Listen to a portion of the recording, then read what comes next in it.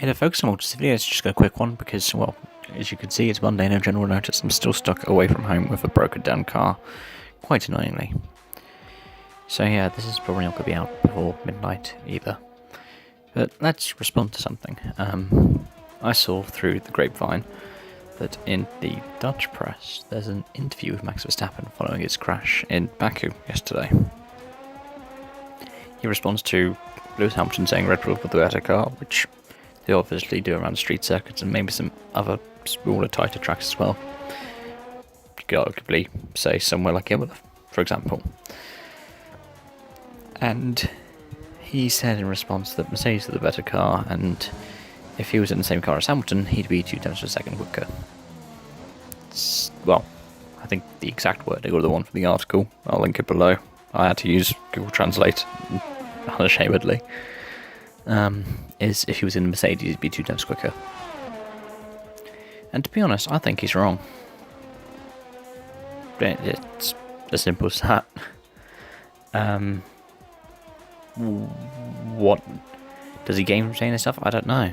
It was probably just an outburst that he said in a press interview, but we don't really talk about these kinds of outbursts because a lot more people want to think about Lewis Hamilton's outbursts, like when his team messed up the strategy in Monaco and put him into the strategies that tend not to work around Monaco for whatever reason. But yeah, what do I think?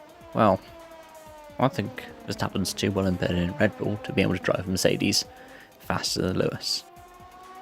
I think maybe at one or two tracks, ones where he's more familiar, he might find 0.2 over a single lap.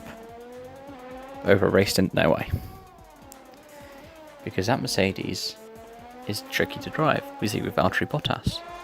We've known it's been tricky to drive since before pre-season. Well, really, since at pre-season. So, it's trickier than last year's Red Bull by the looks of things, because that rear floor cutout has hampered Mercedes and Aston Martin to the same degree. I mean, Verstappen's probably just annoyed because, you know, the tyre blowout wasn't his fault. Whereas Lewis accidentally setting his brake bias to 85% instead of 50. That was. But at the end of the day, we'll see what happens in the end of the year as to who's the champion. You know? Thank you for watching. See you around.